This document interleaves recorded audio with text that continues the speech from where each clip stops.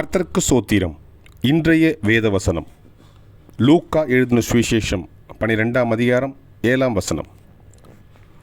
உங்கள் தலையிலுள்ள மயிரெல்லாம் எண்ணப்பட்டிருக்கிறது. ஆமென்.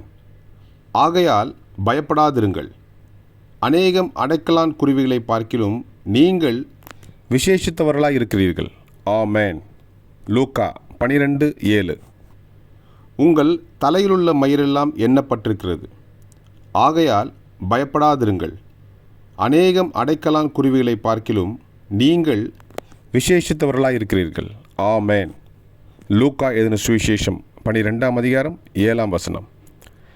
கர்த்தர் உங்களை ஆசீர்வதிப்பாராக, உங்களோடு கூட இருப்பாராக. ஆமென்.